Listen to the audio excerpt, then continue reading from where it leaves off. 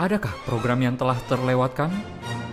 Ingin menyaksikan kembali program tertentu agar dapat lebih mengerti dan mendalaminya? Jadwal tayang harian di Reform 21 dibuat dengan format seperti berikut. Dan setiap program kami ditayang kembali pada jam yang berbeda di hari yang sama.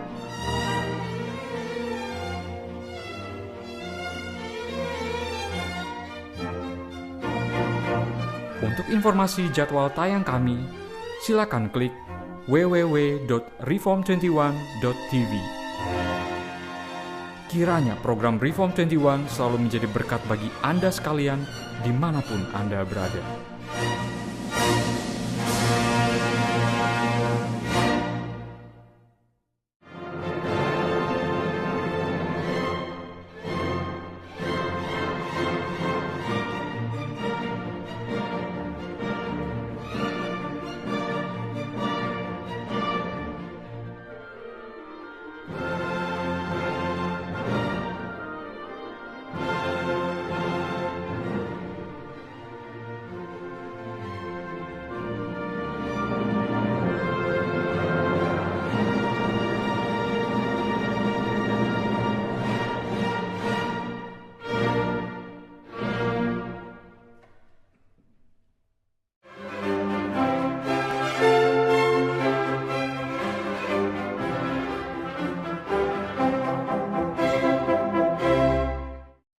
Saudara-saudara, hari ini hari terakhir dan kita melihat tetap Tuhan karuniakan hujan kepada tanah di Medan ini.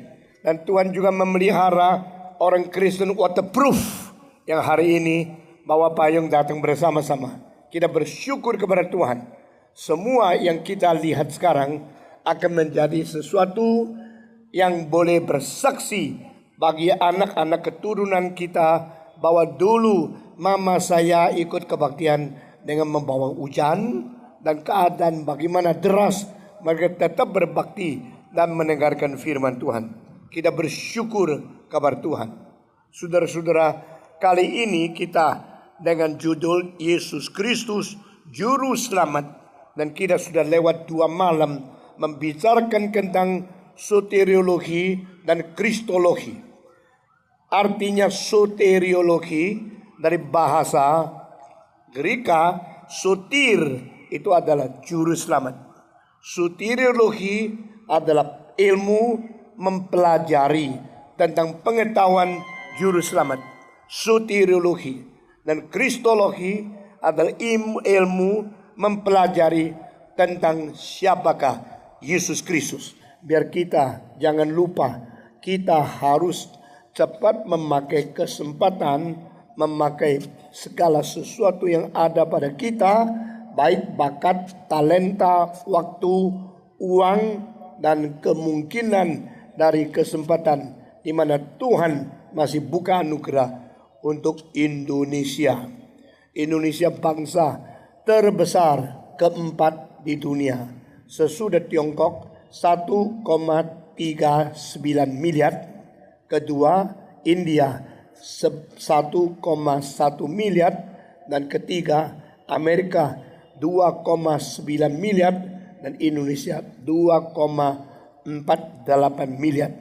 Negara ini mempunyai penduduk lebih banyak dari Rusia, lebih banyak dari Bangladesh, lebih banyak dari Pakistan, lebih banyak dari Brasilia, dari Jepang. Ini ada bangsa keempat terbesar. Kita jangan minder, kita jangan takut, dan jangan kurang berani dan kurang iman. Karena Tuhan sangat mengasihi negara Indonesia.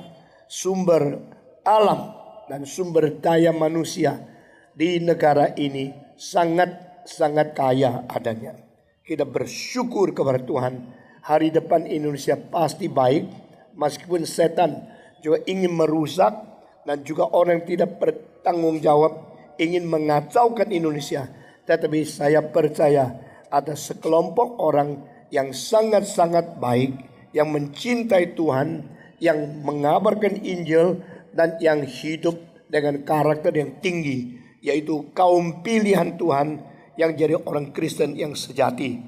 di Indonesia. Amin.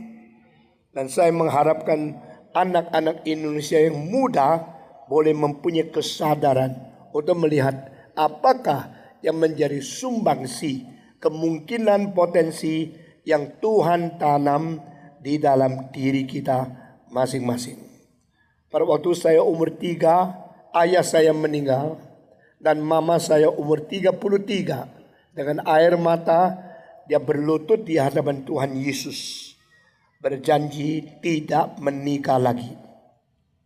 Mama saya cantik loh. Itu sebab saya juga lumayan kan.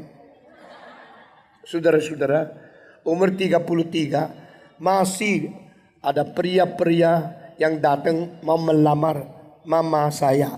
Meskipun dia sudah mempunyai 8 anak. Tetapi dia bilang tidak. Saya sudah janji sama Tuhan tidak menikah lagi. Dan saya janji untuk setia sampai mati menjadi janda yang suci. Sesuai dengan Alkitab, diuji sampai umur 60 tahun. Janda yang suci dihormati di dalam gereja. Dan mama saya bekerja dengan susah payah untuk membesarkan anak-anaknya. Waktu saya umur 9, setelah papa saya meninggal 6 tahun, mama saya yang kerja siang malam membesarkan kita mendapatkan kesempatan menjual berapa rumah. Papa saya mempunyai 24 rumah besar dan dari batu, 3 susun. Sebenarnya orang kaya. Tapi pada waktu dia meninggal, mama saya ditinggal dengan tidak bisa jual satu rumah. Karena zaman itu zaman peperangan dengan Jepang, sehingga di dalam masa peperangan rumah tidak bisa dijual. Waktu dia sudah 6 tahun menjadi janda, dengan siang malam jahit pakaian orang lain, dapatkan uang sedikit, membesarkan anak. Akhirnya dia menjual rumah, dan rumah 2 itu dijual menjadi ongkos, dan dia kembali ke Indonesia. Dia kelahiran Jogja dan dibawa pulang oleh suami yang menikah dengan dia ke Tiongkok. Dan di situ dia melahirkan semua anak, dan setelah nikah 20 tahun, kira-kira dari umur 17 sampai 33, 16 tahun suaminya meninggal. Lalu sampai sudah 6 tahun setelah suaminya meninggal, saya umur 9, dia membawa 5 anak dari Tiongkok kembali ke Indonesia. Saat itu kita beriman kepada Yesus Kristus. Tadinya belum pernah Kristen, tapi karena ada orang mengabarkan Injil ke rumah saya. Orang itu orang wanita, orang Kristen yang tua, dan mama saya pernah usir dia, jangan datang lagi, karena saya sudah ada agama Tionghoa sendiri. Saya tidak akan menjadi orang Kristen. Diusir. Kau percaya kau punya, saya percaya saya punya. Orang itu sudah diusir, tidak datang lagi. Tidak lama ada kakak saya yang sakit panas 24 hari. Lalu obat apapun tidak disembuhkan. Dan orang tua itu datang lagi berkata, bolehkah saya coba berdoa untuk kamu supaya anak ini disembuhkan. Akhirnya Tuhan bekerja dan kakak saya sembuh. Dan mama saya mulai ke gereja. Dan tidak sangka di antara 7 anak-anaknya laki-laki, akhirnya 5 yang dipanggil Tuhan menjadi pendeta. Itu adalah satu rekor di sejarah gereja Tionghoa. Ada satu keluarga mempersembahkan 5 anak laki-laki untuk pekerjaan Tuhan. Dan mama saya bawa kami kembali ke Indonesia. Dan saya pada waktu SMP, SMA justru sekolah di sekolah komunis yang ateis, yang tidak percaya Tuhan. Sehingga apa yang ditanamkan oleh ibu sejak saya kecil, iman Kristen, mengalami kegoncangan yang besar sekali. Sampai umur 17 saya berontak kepada Tuhan, karena saya komunis, saya ateis, saya evolusionis, maka saya tidak lagi percaya kepada Tuhan. dan saya berperang di dalam hati dan melawan Tuhan. Jikalau engkau sungguh-sungguh Tuhan Allah yang sejati, jawab pertanyaan saya semua yang selama ini menjadi pergumulan saya yang begitu sengit, begitu susah. Jikalau engkau tidak bisa menjawab saya akan menjadi orang bukan Kristen sampai mati. Jikalau engkau menjawab semua pertanyaan saya akan pergi ke seluruh dunia menjawab pertanyaan semua pemuda-pemudi. Lalu saya janji saya menyerahkan diri kepada Tuhan dengan satu syarat, kalau Tuhan sanggup menjawab pertanyaan saya.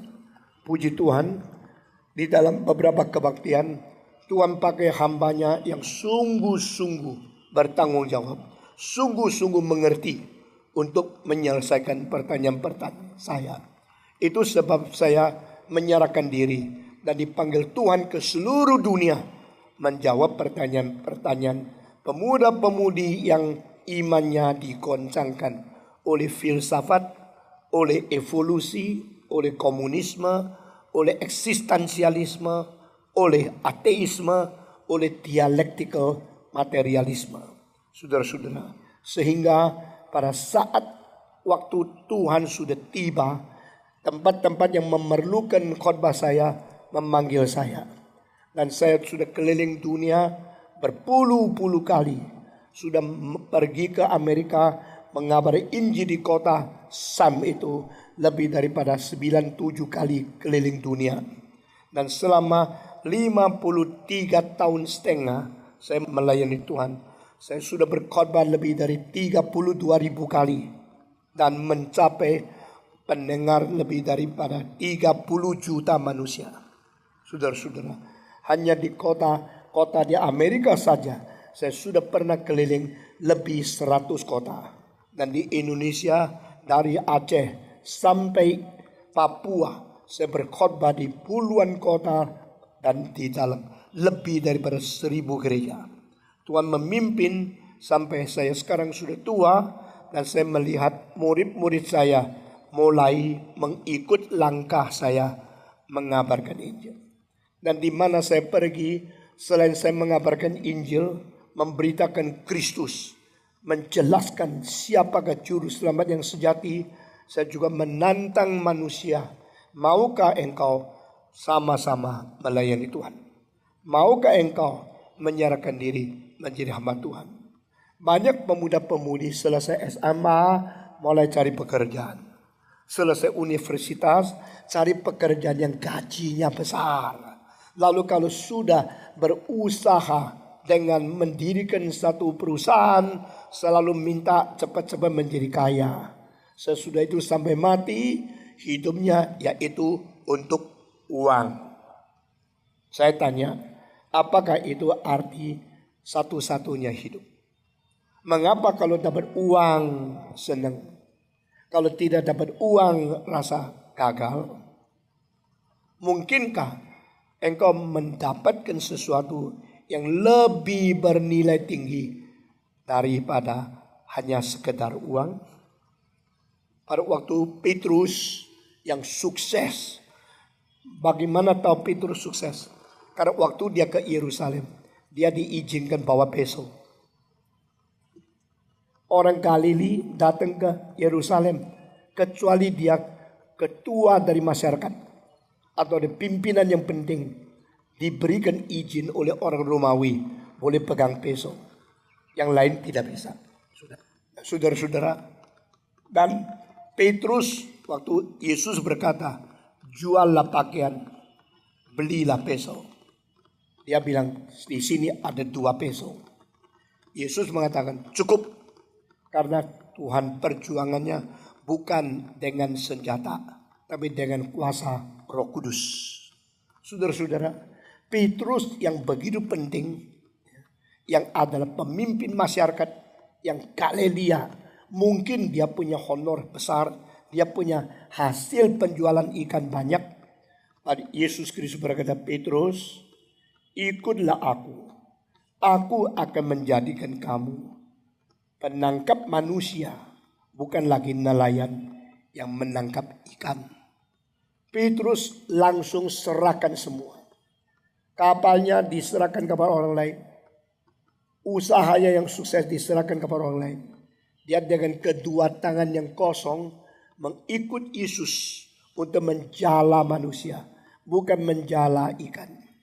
Pemuda Galilea yang sukses ini akhirnya mati dipaku tersalib karena dia setia kepada Tuhan. Waktu dia dipaku di atas kayu salib, dia minta kepada tentara Romawi, bolehkah izinkan saya disalib terbalik? Kenapa? Karena saya tidak layak salib di atas kayu salib sama seperti Tuhanku. Tuhanku disalib begini, biar saya disalib terbalik. Kami kabulkan. Lalu dia disalib. Saya percaya dia lebih cepat mati dari siapapun. Mungkin setelah dibalikkan salibnya, di dalam tidak sampai 15 menit, dia sudah meninggalkan dunia. Karena memang Tuhan cipta pipa darah dan daya pompa di tubuh kita yang lain. Yang ke bawah ini perlukan tenaga tidak banyak karena kreativitas. Yang ke kepala ini perlu kekuatan lebih banyak karena di atas. Maka jantung kita dekat atas supaya jarak ke kepala itu pendek. Jantung kita ke kaki panjang karena ini ngalirnya lebih gampang. Tapi kalau manusia dibalik, pompa ke kepala itu sudah keras dan jaraknya pendek, lalu dibalikkan, maka tidak lama saja sudah tekanan darah ke kepala terlalu tinggi dan bludrik, lalu akan langsung meninggal dunia. Petrus meninggal dunia pada waktu dia kira-kira umurnya 60 sampai 70 pada tahun Masehi 68. Waktu Petrus mati, mungkin sejangka waktu dengan Paulus dipaku salib terbalik dan Paulus dipenggal kepala. Kenapa sama-sama rasul, satu mati tersalib, satu dipenggal kepala? Karena menyalibkan orang itu adalah penghinaan kepada bangsa kafir. Menyalibkan orang itu adalah siksaan kepada orang yang remeh. Sedangkan orang Romawi bagaimana berontak, bagaimana besar dosanya, bahkan menjadi perampok, membunuh dan membakar, tidak boleh disalibkan. Karena dia adalah bangsa Romawi yang harus direspek. Bangsa Romawi yang lebih mempunyai kekuatan dan mempunyai kehormatan dari segala bangsa. Itu sebab Paulus adalah seorang Romawi, mereka tidak mungkin menyalibkan dia. Maka dipenggal kepala supaya langsung mati. Tapi Petrus digantung. Orang yang digantung di kayu salib tak mungkin langsung mati. Karena menurut sejarah ada yang mati setelah 3 hari. Ada yang 5 hari. Juga ada catatan yang paling lama 7 hari. Dengan demikian menyiksa orang kafir. Orang bangsa lain disiksa. Karena orang Romawi menganggap diri bangsa yang paling tinggi. Mereka membiarkan engkau dianiaya pelan-pelan, sakit, siksa terus. Sampai berapa hari baru mati. Paulus dipenggal kepala, Petrus disalib terbalik. Dua-duanya pada tahun sesudah Masehi 68. Di bawah pemerintahan Kaisar Nero yang gila itu. Saudara-saudara, setelah selesai itu kekristenan dianiaya 10 kali dari abad pertama sampai abad keempat 325. Nah saudara-saudara, saya akan ceritakan sedikit tentang dua sistem satu negara. Kalimat ini kita mulai tahu secara hari-hari dekat ini dari Tiongkok. Waktu RRT mau mengambil kembali Hong Kong daripada Inggris, maka dia mengatakan banyak sehingga orang di Hong Kong takut komunisme. Maka Beijing mengatakan, tidak apa-apa, jangan khawatir. Setelah Hong Kong kembali kepada Tiongkok, tetap boleh pakai sistem kapitalis. Itu namanya satu negara, dua sistem. Ini adalah kopi daripada Romawi. Orang Romawi menjelajah bagian besar Eropa dan Asia Barat dan bagian utara dari Afrika. Waktu itu mereka menjadi negara yang berwilayah paling luas sepanjang sejarah semenjak Adam. Tetapi di antara semua negara yang diperintah oleh Romawi, hanya satu bangsa yang paling suka berontak, paling tidak takut kepada Romawi, yaitu bangsa Yahudi. Maka Romawi mempunyai satu konstitusi. Kaisar adalah Tuhan. Semua rakyat harus menyebut Kaisar Kyrios. Istilah Kyrios adalah Tuhan. Engkau Tuhanku. Dan semua rakyat milik Kaisar. Semua orang di dalam kerajaan Romawi itu dimiliki oleh Kaisar.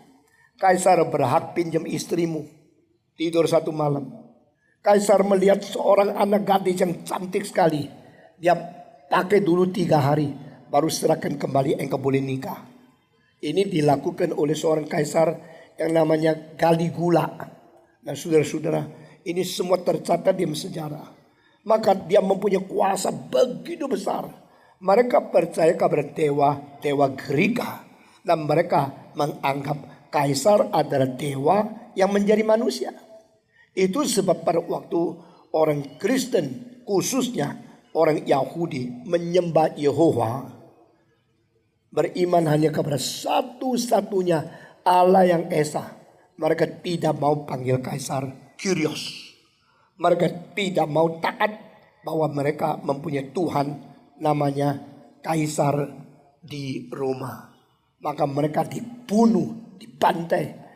Mereka pernah membunuh orang Yahudi dan darahnya dicampur di dalam persembahan di dalam bait Allah. Ini tercantum di dalam Lukas pasal ke-13. Berarti orang-orang Romawi begitu kurang ajar, begitu melawan Tuhan, karena mereka anggap dialah adalah Allah, dan orang Yahudi begitu kurang ajar melawan dia yang adalah Tuhan. Nah ini adalah benturnya agama dan menjadi penganiayaan politik.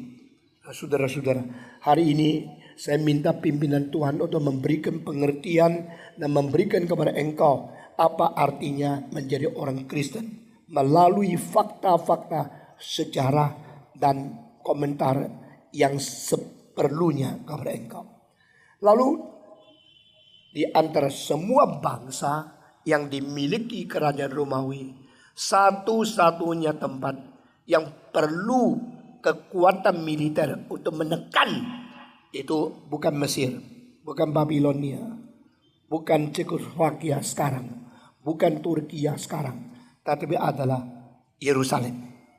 Karena Yerusalem mempunyai orang Yahudi yang menghasut umatnya melawan kepada Romawi, maka Yerusalem harus dijaga ketat. Caranya untuk menguasai orang Yahudi, caranya untuk menghentikan pemberontakannya itu adalah 2. Pertama, mengizinkan mereka berbakti di gedung bait Allah yang paling besar di seluruh Romawi.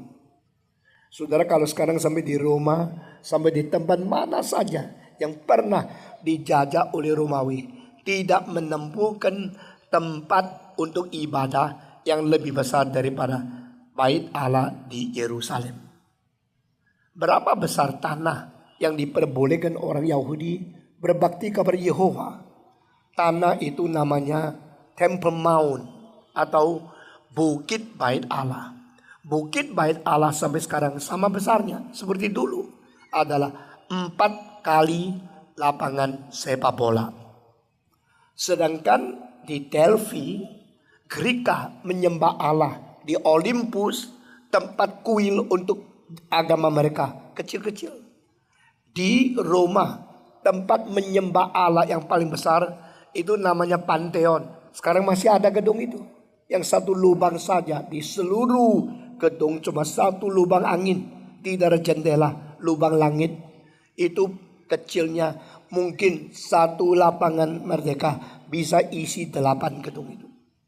Jadi tempat paling besar diizinkan di Yerusalem. Supaya meredakan kemarahan orang Yahudi yang tidak mau dijajah oleh Romawi.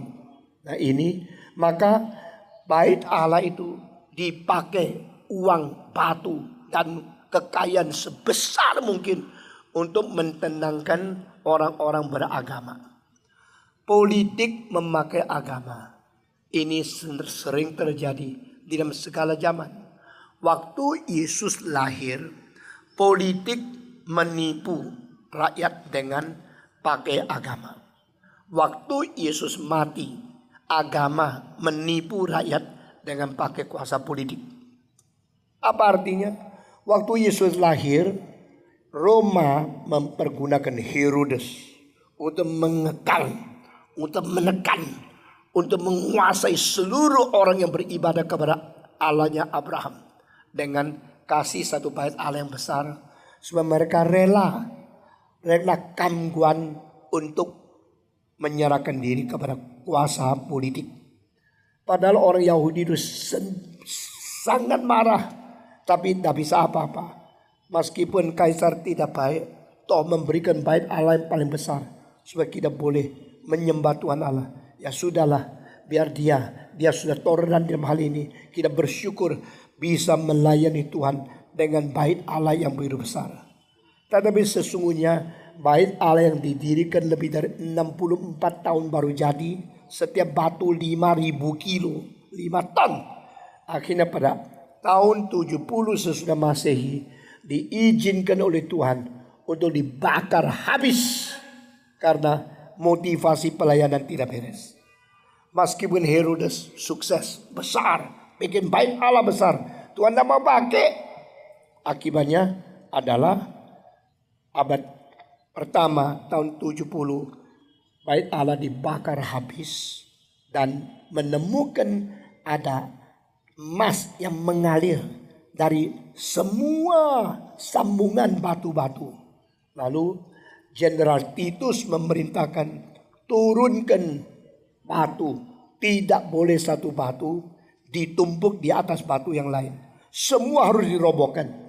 Sehingga bait Allah yang paling agung akhirnya tidak sisa satu batu di situ. Untuk mendapat semua emas.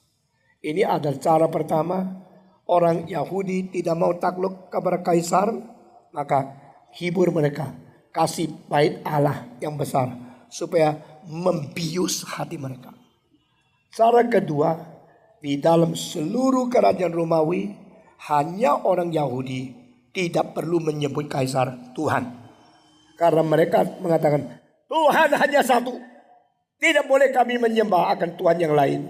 Menurut hukum pertama. Maka biarkan orang Yahudi tidak usah panggil kaisar sebagai Tuhan. Tetapi di luar Yahudi, barang siapa yang berani panggil yang lain Tuhan, dipenggal kepala. Harus panggil kaisar Tuhan.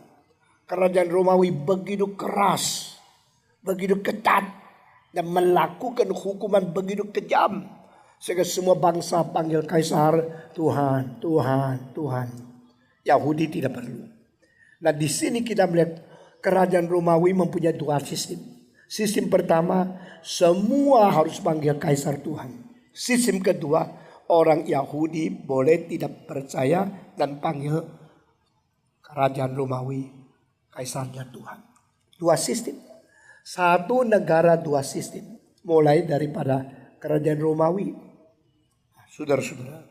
Tetapi akibatnya pada waktu zaman Nero mereka mengetahui orang Yahudi boleh tidak usah panggil kaisar itu Tuhan.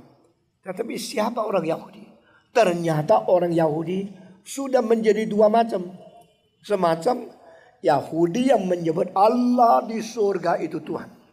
Semacam Yahudi yang memanggil Yesus Tuhan. Wah kalau gini beda lagi dong. Ini orang-orang yang memanggil Yesus Tuhan. Kan mereka menganggap selain manusia kaisar, masih ada manusia Yesus Kristus.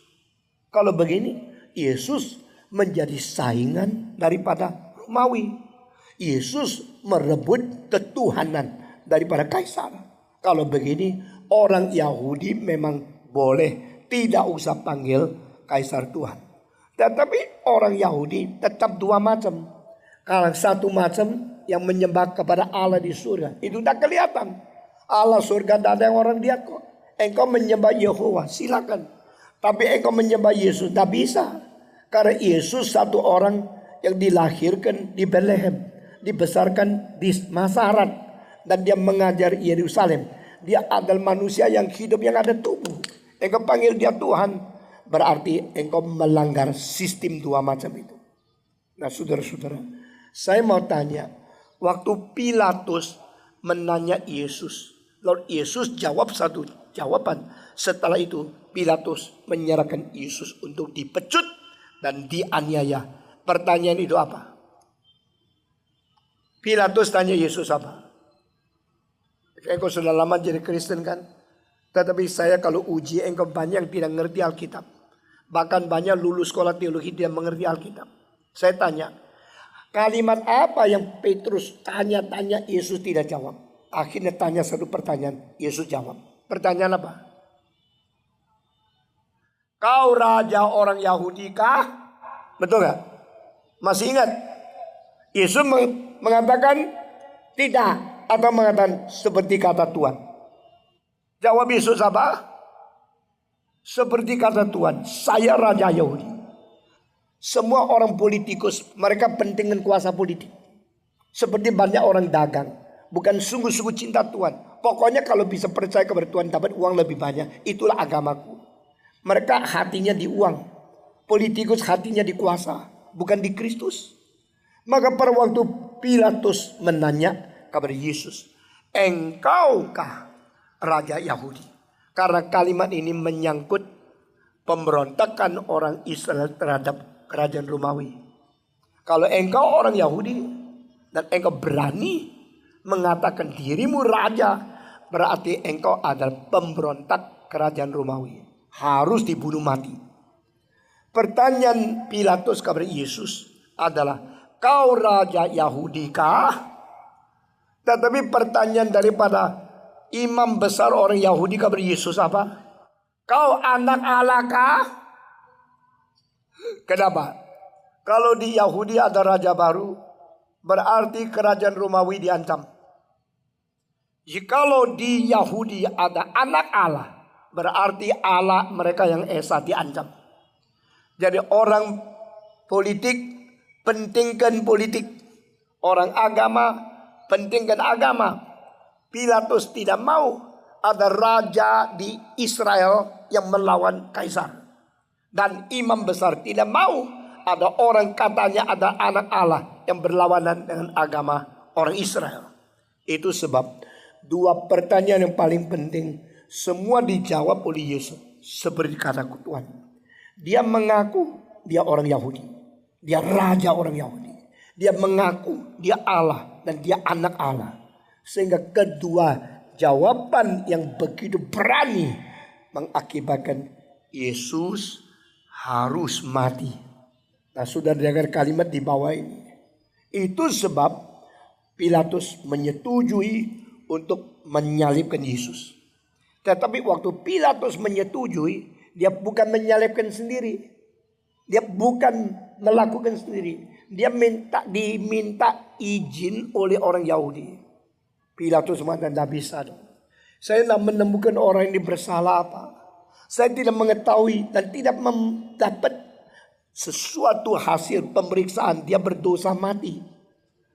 Lepaskan dia. Dan kita paku Barabas. Karena Barabas sudah bukti membunuh, membakar, merampok. Dosanya begitu jelas. Sudah terbukti. Engkau mau saya lepaskan siapa hari ini? Setiap hari Paskah boleh dilepaskan seorang kriminal. Engkau mau saya lepaskan Yesus? Atau engkau mau saya lepaskan Barabas? Biasanya orang tidak mau kalau orang jahat tidak dibunuh. Orang baik dibunuh. Mestinya mereka mengatakan Yesus yang menyembuhkan orang lain, Yesus yang berbuat baik, melakukan kebajikan, lepaskan dia. Tapi yang bunuh, yang rampok, yang bakar, yang menjadi orang jahat seperti Barabas harus dibunuh. Justru terbalik, mereka mengatakan biar kita memperoleh Barabas yang dibebaskan. Lalu Pilatus tanya, bagaimana dengan Yesus orang Nazaret ini? Salibkan dia, salibkan dia. Itu saya berkata, kalau engkau menjadi pemimpin agama dan tidak bertobat sungguh-sungguh, engkau menjadi musuh Tuhan yang paling besar. Akibatnya Yesus harus dipaku di atas kayu salib. Nah saudara-saudara, sekarang dengar kalimat-kalimat yang penting di bawah ini. Setelah Yesus disalibkan, maka semua yang mengikut Yesus ketakutan. Apa gunanya ikut Yesus? Apa gunanya percaya kepada Yesus? Yang percaya kepada dia pun mana bisa ditolong oleh dia? Orang dia sendiri tidak bisa menyelamatkan sendiri kok. Dia sendiri harus mati kok. Maka dari pikiran manusia biasa, percaya Yesus tidak ada gunanya. Percuma. Bahkan banyak yang lari, banyak yang murtad, banyak yang pulang ke kampung kamu sendiri. Sudahlah, selesai. Hebohnya Yesus selesai. Yang menjanjikan dia Mesias, memberitahu kabar kita kerajaan akan datang. Bertobatlah kamu, karena kerajaan Tuhan sudah dekat. Sudah hancur, ternyata bohong, ternyata gagal. Dia menjanjikan kerajaan Allah, akhirnya dia sendiri tak jadi raja. Dia menjanjikan kerajaan Allah akan tiba, akhirnya dia dipaku di atas salib. Coba lihat, pergi naik gunung Golgota. Engkau melihat orang yang namanya Yesus orang Nazaret sendiri mati kok. Banyak orang kira, kalau begini ya sudah. Dulu saya ikut Yesus karena dikasih roti. Saya ikut Yesus karena disembuhkan. Sekarang masih banyak pemimpin gereja yang tidak bertanggung jawab, memperkenalkan Yesus sebagai raja yang membuat kamu kaya. Saudara-saudara kalian, engkau ditipu dengan kalimat asal engkau berdoa apa saja demi nama Tuhan pasti diberikan. Saudara-saudara, orang-orang melihat Yesus dipaku, ada orang nangis. Kenapa? Ingat dia menyembuhkan orang dan dia orang begitu baik kok dipaku di atas salib. Tapi ada orang yang marah-marah. Hei tabib, sembuhkan dirimu sendiri. Engkau bisa menyembuhkan orang sakit sendiri, tidak bisa turun daripada salib. Omong kosong kamu. Ada orang yang lebih-lebih meludahi dia. Mereka menghina dia, mencemooh dia di atas kayu salib. Dan di situ Tuhan Allah membiarkan anaknya dikerjain oleh manusia, dibunuh oleh manusia, dicemooh oleh manusia, difitnah, diumpat, ditertawakan, disindir oleh manusia. Dan Yesus tidak membalas. Yesus cuma berkata, Bapa, ampunilah mereka, karena apa yang mereka perbuat mereka tidak mengetahui. Nah saudara-saudara, ini cara Allah yang paling bijaksana untuk mendapatkan orang beriman yang sungguh-sungguh. Dia membuat Yesus disengsarakan seperti ini, sehingga yang melihat gejala luar tertipu oleh mata mereka, mengatakan, saya tidak mau percaya Yesus juru selamat. Mana mungkin anak Allah juru selamat sendiri saja bisa menyelamatkan diri. Tak percaya, itu omong kosong. Dia pergi. Cara menghina Yesus mengakibatkan dibuang oleh Tuhan Allah. Allah sengaja memperbolehkan Yesus dihina-hina oleh manusia yang menganggap diri lebih pintar dari cara Tuhan Allah. Akibatnya mereka satu-satu binasa. Dan terakhir menjadi satu hal yang penting, saya akan menekankan poin ini untuk menguatkan saudara. Di dalam Alkitab berkata, barang siapa yang menyebut Yesus Tuhan akan diselamatkan. Roma pasal 10. Whosoever call him as the Lord, they shall be saved. Barang siapa yang menyeru nama Yesus sebagai Tuhan, dia akan diselamatkan. Semua 1, 2, 3. Barang siapa yang menyeru Yesus sebagai Tuhan, dia akan diselamatkan. Nah, ini satu ayat. Nah, sekarang yang tidak bertanggung jawab, tidak mengerti Alkitab, tapi berani untuk menggembar-gemborkan khotbah yang menggebu-gebu, pakai ayat itu. Ayo, pakai Yesus Tuhan. Tuhan, Tuhan, Tuhan, engkau diselamatkan. Sebut Yesus Tuhan, Tuhan, engkau diselamatkan. Betul?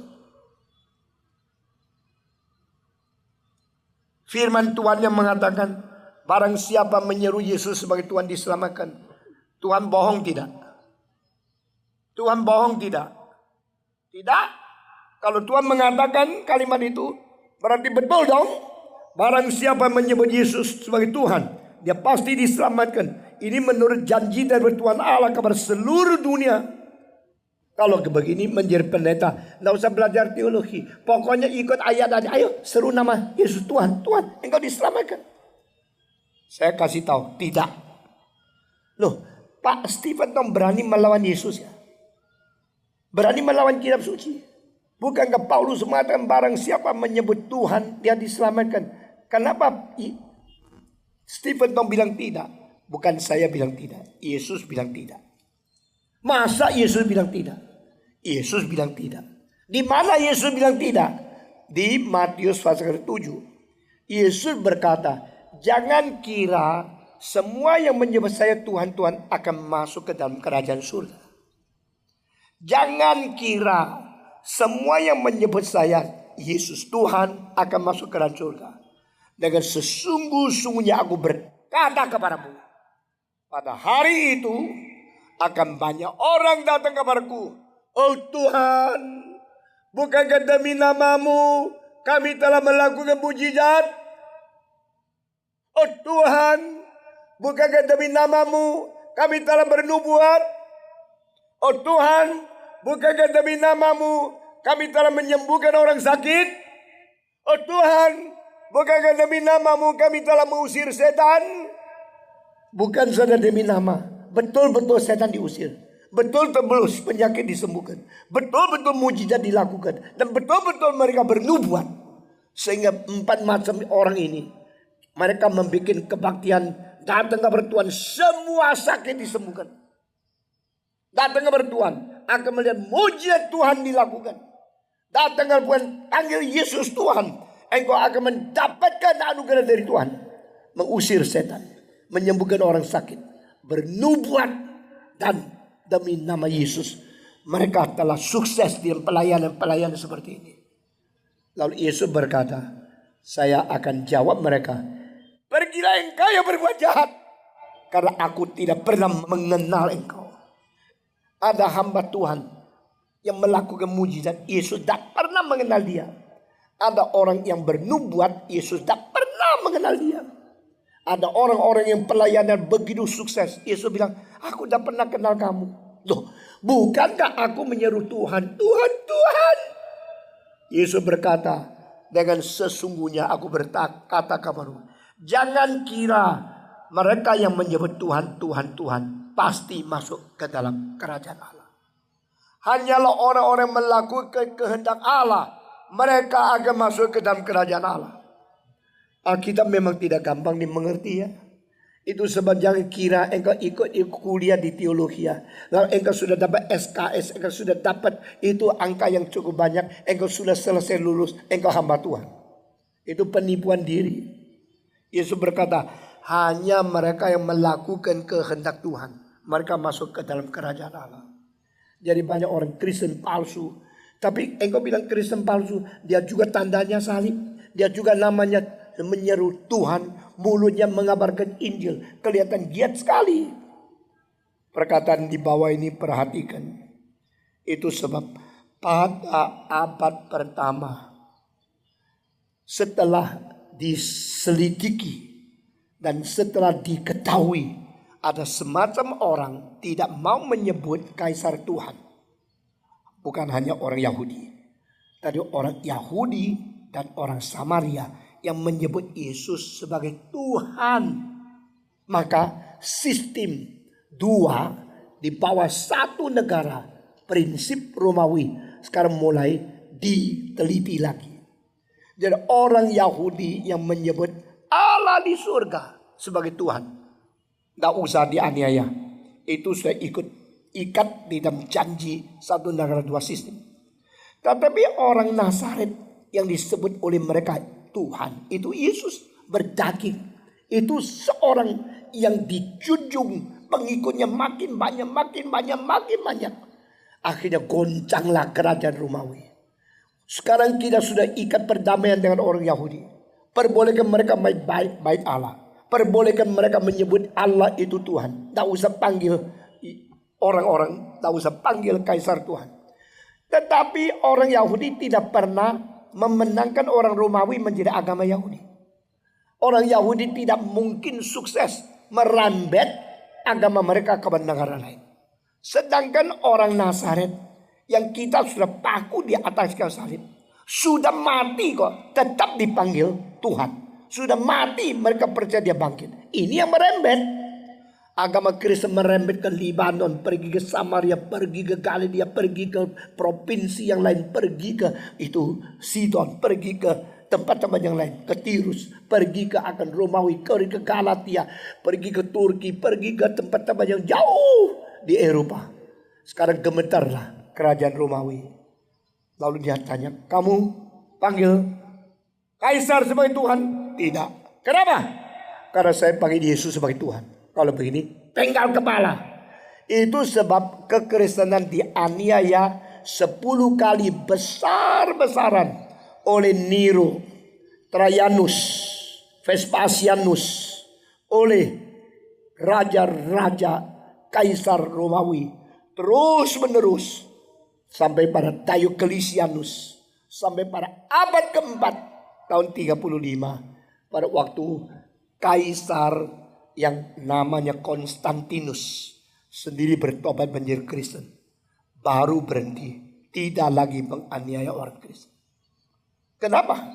Karena Konstantinus sendiri berperang di tengah-tengah satu tempat, dia jatuh dari kudanya. Waktu dia jatuh, mata melihat langit, dia melihat satu visi.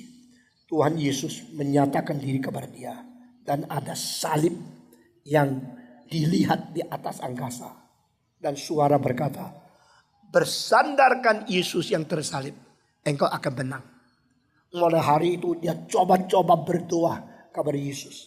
Sesudah bersandar kepada Yesus, dia perang, menang. Setelah menang, dia sekarang tidak lagi menganiaya orang Kristen. Dan dia mengatakan, barang siapa di dalam kerajaan Romawi, biar dia juga percaya kepada Yesus. Karena kami sekarang tidak lagi menjunjung Jupiter, Io, Venus, Aphrodite, Prometheus, Mars, atau dewa-dewa lain yang kita anggap sebagai Tuhan. Kita menghapus semua kuasa dewa, dan kita hanya percaya satu Allah yang sejati, yaitu Allah di dalam Yesus Kristus. Wah, orang-orang Kristen sekarang merasakan kemenangan. Mereka merasakan kebebasan. Tidak lagi dianiaya. Hore, puji Tuhan, haleluya. Ini adalah bagian kesuksesan Kristen berperang 300 tahun. Akhirnya diakui sebagai anggota warga negara yang berkebebasan percaya kepada Yesus Kristus. Tetapi pada pihak yang lain, banyak orang ketakutan. Kalau tidak jadi Kristen nanti dianiaya. Dulu orang Kristen dianiaya. Sekarang kalau tidak jadi Kristen bisa dianiaya. Mereka menjadi Kristen tapi hatinya tidak bertobat. Gereja mulai masuk manusia yang campuran motivasi, yang tidak jujur percaya Tuhan, yang bukan sungguh-sungguh bertobat. Itu sebab makin banyak anggota hanya karena mereka dilahirkan dalam keluarga Kristen, tapi tidak pernah sungguh-sungguh mengerti dan bertobat. Maka gereja akan mengisi banyak orang-orang campuran, orang-orang yang tidak sungguh-sungguh. Itu menjadi bahaya. Meskipun sudah ikut katekisasi, sudah dibaptiskan, tapi cuma masuk ke otak, tidak masuk ke dalam hati. Meskipun sudah dibaptiskan, sudah ada nama di buku dunia, tidak ada nama di buku Tuhan Allah. Itu adalah orang Kristen yang palsu. Itu sebab kebangunan rohani yang sungguh-sungguh bermutu sangat diperlukan oleh gereja. Tetapi sekarang banyak gereja ikut-ikut dan bikin kebangunan rohani, tapi tidak bermutu dan makin mengacaukan firman Tuhan. Ajaran yang salah sudah menyelundup ke dalam gereja, sehingga banyak orang menginginkan sesuatu jumlah kuantitas yang besar, tapi kompromikan kualitas. Saudara-saudara, saya akan segera mengakhiri poin ini dengan ayat-ayat yang penting sekali. Paulus berkata, barang siapa menyeru nama Tuhan, dia diselamatkan. Paulus mengatakan kalimat itu di mana? Paulus mengatakan kalimat itu justru di surat Roma. Kenapa tidak di surat Galatia? Kenapa tidak di surat Kolose? Kenapa tidak di surat Efesus? Kenapa tidak di surat Filemon? Kenapa tidak di surat Korintus? Kenapa tidak di surat Timotius? Kenapa Paulus mencatat ayat itu khusus di dalam surat Romawi?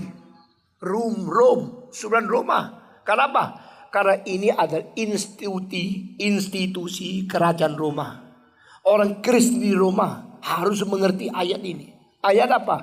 Barang siapa yang menyeru nama Tuhan Yesus, dia diselamatkan. Ini tak heran kan? Ini biasa kan? Tidak. Karena di Romawi, di kota ibu kota kerajaan Roma, kalau ada orang menyebut Yesus Tuhan di hadapan umum, dia dipenggal kepala. Maka Paulus menulis ayat itu artinya adalah, jikalau engkau mau diselamatkan sungguh-sungguh, engkau berani mati untuk Tuhan, menyebut Yesus sebagai Tuhan di hadapan umum di kerajaan Romawi. Jadi orang sekarang menurut khotbah yang dangkal-dangkal, asal menyebut Yesus Tuhan, Tuhan diselamatkan, tapi tidak mengerti apa artinya situasi politik 2000 tahun yang lalu.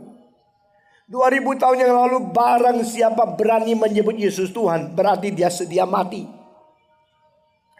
Dia bersedia mati untuk Tuhan. Dan orang begini diselamatkan. Tetapi banyak orang sekarang tafsir Alkitab tak mengerti. Pokoknya harafiah. Engkau minta apa saja. Kalau engkau minta mobil apa? Rolls Royce kah? Cadillac kah? Atau Buick kah? Atau Mercy kah? Kasih tahu sama Tuhan. Warna apa? Nomor apa? Pelat nomor 88888. Engkau dengan semua detail kasih Tuhan. Tuhan akan kasih. Asal demi nama Yesus. Karena Yabes doa diberikan oleh Tuhan. Lalu dianggap itulah cara doa yang paling baik. Tetapi doa yang paling baik bukan Yabes. Yabes pernah doa dan dikabulkan. Ini hanya satu catatan sejarah. Pernah terjadi ada seorang namanya Yabes berdoa lalu dikabulkan oleh Tuhan. Perluaskanlah tendaku. Berluaskanlah wilayahku. Aku mau lebih subur, lebih makmur. Ini cocok dengan teologi sukses. Teologi kemakmuran. Tetapi di dalam doa Yabes penuh dengan aku. Doa yang lebih baik dan yang terbaik adalah doa Bapa kami. Karena doa Bapa kami diajarkan oleh siapa? Doa Bapa kami diajarkan oleh siapa? Yesus. Masa doanya Yesus tidak penting? Doa Yabes penting. Kenapa doa Bapa kami tidak diajarkan di seluruh dunia? Kenapa doa Yabes diajarkan kepada banyak orang Kristen? Dan buku doa Yabes menjadi bahan latihan. Menjadi bahan untuk seminar. Sampai dijual berjuta-juta jilid. Karena itu sesuai dengan egoisme manusia. Memperalat Tuhan. Kayakan saya. Doakan saya. Tuhan bisa dan Tuhan pernah membuat beberapa orang itu kaya. Tapi tidak berarti engkau belajar bagaimana untuk mendapatkan kesuksesan. Rahasia menjadi kaya menurut Yabes. Di dalam doa Bapa kami begitu berbeda dengan doa Yabes. Doa Yabes adalah aku, wilayahku, tendaku, membesarkan usahaku. Ini cocok dengan orang rakus sekarang. Tapi di dalam doa Bapa kami hanya satu kalimat.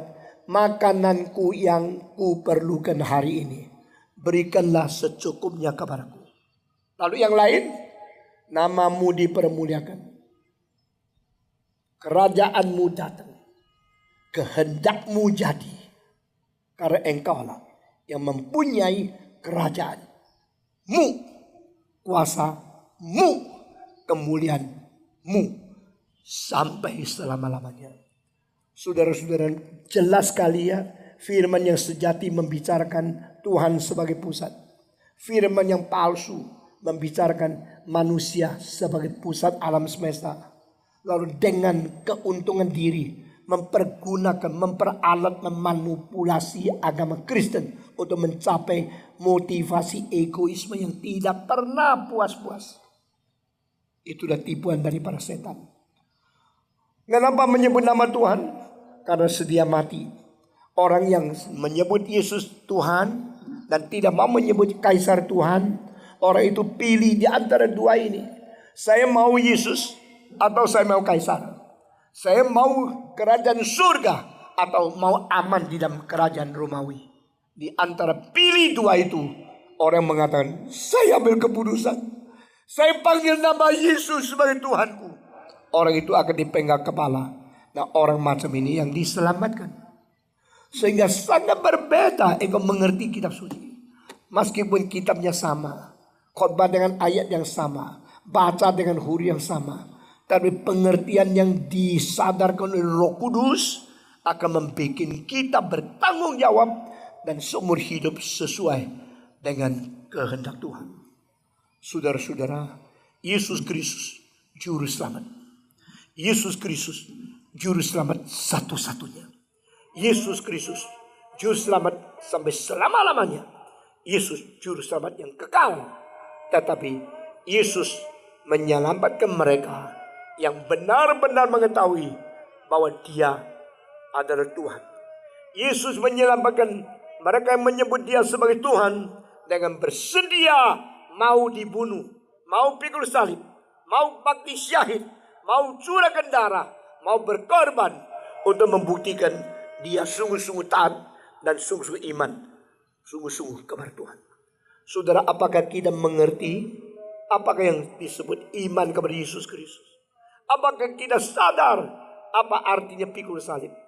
Apakah kita sungguh-sungguh mau menyangkal diri? Apakah kita sungguh-sungguh memilih di antara kuasa politik, kuasa uang, kuasa kemuliaan dunia, kuasa kerakusan dunia, dan memilih Yesus sebagai satu-satunya yang menggenapi kebutuhan kita dan memberikan kepuasan hidup dan menjadikan kita disempurnakan di dalam Tuhan. Saudara-saudara sekalian, malam ini saya akan membawa kembali Anda kepada pengertian Kristus sebagai Tuhan dan Kristus sebagai juru selamat dengan pengertian yang sangat mendalam. Kita sudah 2 malam memikirkan tentang bagaimana Kristus menjadi juru selamat dengan pengertian kristologi dan soteriologi yang benar. Nah, malam ini kita membuat pengertian kesadaran Anda tentang menyebut Yesus sebagai Tuhan. Engkau Tuhanku. Apa artinya engkau Tuhanku? Engkau saja yang berhak memiliki aku. Engkau saja yang berkedaulatan mengatur hidupku. Engkau saja yang boleh memimpin hari depanku. Engkau saja yang bisa memerintahkan segala sesuatu. Dan saya tidak ada jalan lain kecuali taat kepada perintahmu. Karena engkau Tuhanku. Terakhir, saya berkata banyak orang Kristen mau Yesus sebagai juru selamat. Tetapi orang yang mau Yesus sebagai juru selamat tidak mau Yesus sebagai Tuhan. You like Jesus to be your Savior. You do not surrender yourself before Jesus and ask Him to be your Lord. Juru selamat satu hal. Tuhan hal yang lain. Diselamatkan satu hal. Sudah diselamatkan takluk kepada kedaulatan Allah. Supaya Dia menyatakan kuasa ilahi untuk mengontrol seluruh hidup engkau. Itu hal yang lain. Engkau datang ke gereja. Engkau terima Yesus. Engkau beriman di dalam Alkitab. Hanya mau supaya Tuhan sesuai dengan kebutuhanmu. Tuhan mengikuti kemauanmu. Tuhan mencukupi, memperkaya akan ambisimu. Itu bukan iman yang sejati. Tuhan, engkau menyelamatkan saya. Inilah keselamatan saya terima. Dan lebih sesuai itu saya sadar. Engkau Tuhan Selain Engkau juru selamat, Engkau Tuhan. Kalau Engkau Tuhan, berarti kontrollah hidupku. Kontrollah kemauanku. Kontrollah emosiku. Kontrollah pikiranku. Pimpin hari depanku. Tetapkan apa yang harus kupilih. Dan aku akan taat kepada kamu. Karena Engkau Tuhan. To believe in Jesus Christ and accept Him as a personal Savior is one matter. And to accept and to confess He is my Lord, my Master, to control over my whole life is another matter. Saudara-saudara, seorang yang berenang akhirnya sudah mau tenggelam. Engkau loncat ke dalam. Engkau menolong dia, menyelamatkan dia. Lalu dia tidak jadi mati. Dia panggil engkau juru selamat. Sesudah dia hidupkan kembali, tidak jadi mati. Tanya dia, maukah engkau ikut saya mengatur hidupmu? Oh tidak, saya cuma mau selamat. Tapi sesudah itu biar saya bebas. Saya mau menjadi perampok. Saya tetap mau di penjara. Diselamatkan si enak. Tapi sesudah itu ikut engkau tidak enak. Ini umpama yang sangat jelas. Banyak orang mau Yesus untuk dapat keselamatan. Tapi tidak mau Yesus sebagai Tuhan yang menguasai dan memerintahi engkau. Tapi Tuhan Yesus tidak mau melihat banyak orang Kristen yang mengaku dia sebagai juru selamat saja. Tuhan Yesus mau orang Kristen mengaku dia sebagai Tuhan. Karena Tuhan kita bukan kaisar. Tuhan kita bukan orang politikus. Tuhan kita adalah Dia yang menyelamatkan kita. Dia yang melepaskan kita dari dosa. Sehingga kita boleh menjadi orang yang mentaklukkan diri. Menyerahkan seluruh hidup diri untuk dipimpin dan dikuasai oleh Tuhan. Maukah saudara menjadi orang Kristen seperti ini? Maukah engkau menjadi orang Kristen yang menyerahkan seluruh hidup kepada Tuhan? Saudara-saudara, pada waktu saya umur 17, saya tadi bersaksi. Saya orang berontak kepada Tuhan. Orang yang menerima ateisme, komunisme, dialektika materialisme, dan menerima akan saintisme, dan juga menerima akan evolusionisme. Saya tidak percaya Allah mencipta. Saya tidak percaya Yesus menebus. Saya tidak percaya Roh Kudus menguasai manusia. Saya percaya Stephen Tong adalah manusia natural, orang alamiah yang bebas, yang pintar, yang muda, yang intelektualnya tinggi sekali. Waktu saya di SMA, saya harus bekerja 12 jam selain saya masuk sekolah SMA. Lalu sisanya waktu baru bisa belajar untuk menempuh ujian-ujian. Orang lain belajar 2 bulan, saya 2 hari selesai. Saya lebih pintar dari orang lain. Saya mempunyai bakat, talenta, kepintaran intelektual, pidato, mempunyai fasilitas. Begitu hebat di sekolah. Sehingga semua tahu saya bukan anak muda biasa. Dan saya pada waktu itu menganggap saya tidak perlu Tuhan. Akhirnya Tuhan menyelamatkan saya. Dengan darah Yesus membersihkan hati saya. Sudah selesai, saya diselamatkan.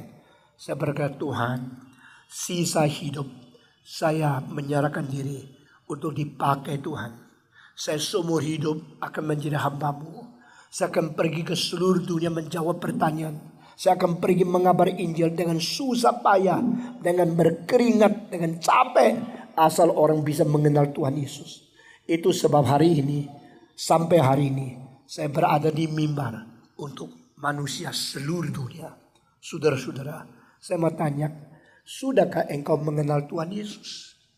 Atau engkau hanya mau menerima anugerah, mendapatkan kekayaan? Atau engkau mau menyerahkan diri dipakai Tuhan? Malam ini saya khusus mau memanggil pemuda-pemudi yang mau mengabdi Tuhan. Yang mau menyerahkan hidup menjadi hamba Tuhan. Engkau berkata, Tuhan, di sini saya, pakai saya menjadi hamba-Mu. Saya akan lepaskan semua usaha, pekerjaan, keuntungan dunia. Menjadi seorang pemuda, seorang Kristen yang seumur hidup bersandar kepada Engkau. Hidup menurut kemauan Engkau saja.